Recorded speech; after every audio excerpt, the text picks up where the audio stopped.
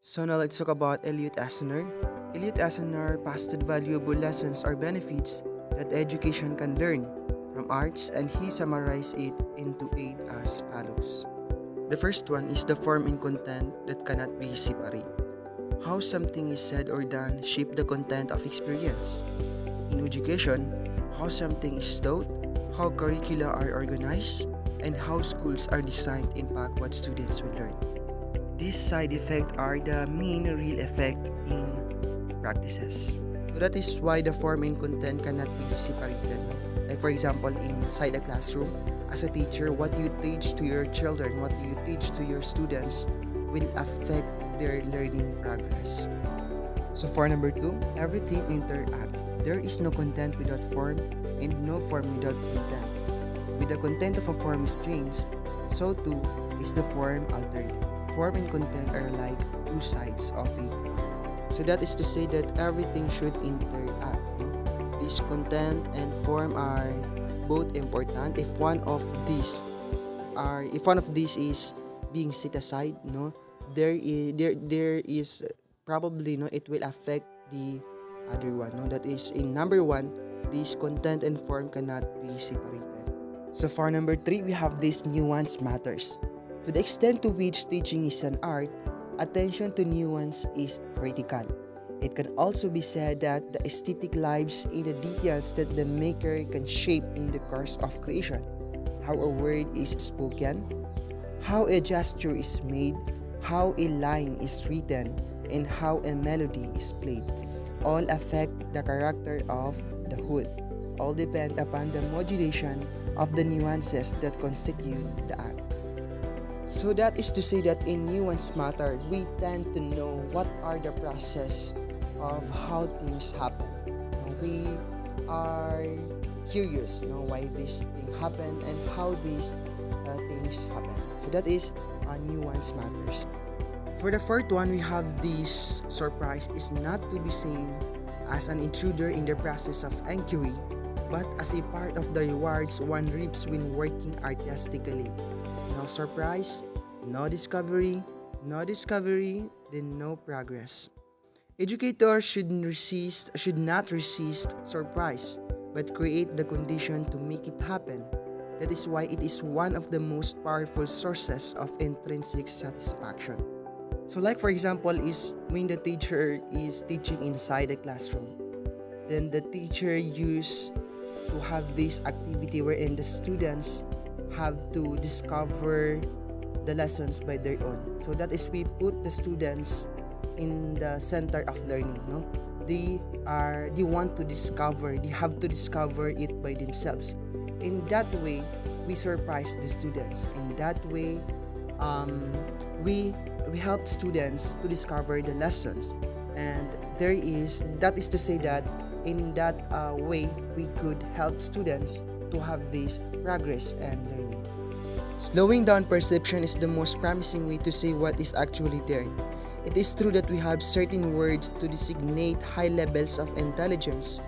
We describe somebody as being swift or bright or sharp or fast on the pick up. Speed in its swift state is a descriptor for those we call smart. Yet, one of the qualities we ought to be promoting in our schools is slowing down of perception. The ability to take one's time, to smell the flowers, to really perceive in the genuine sense, and not merely to recognize what one looks at. Because if someone is good in internalizing something, that means that we could determine if that students have this learning. Like for example is when we present something that we want the students to analyze what is being presented, and if that students able to perceive what is being in the presentation, that means that we know what is in there to that students. The limits of language are not the limits of cognition. We know more than we can tell. In common terms, literacy refers essentially to the ability to read and write. But literacy can be reconceptualized as the creation and the use of a form of a representation that will enable one to creating meaning that will not take the impress of language in its conventional form. In addition, Lethargy is associated with high-level forms of cognition. We tend to think that in order to know, one has to be able to say. However, as Polanyi in 1969 remind us, we know more than we can tell. That means that the measurement of your cognitive, the measurement of your intelligence is not based on the words that you used to say. It is not based on how many words that you uttered. It depends how you present things. It depends how you convey it in a short and in a meaningful way. So the next one is we have this somatic experience. Somatic experience is one of the most important indicators that someone has gotten it right.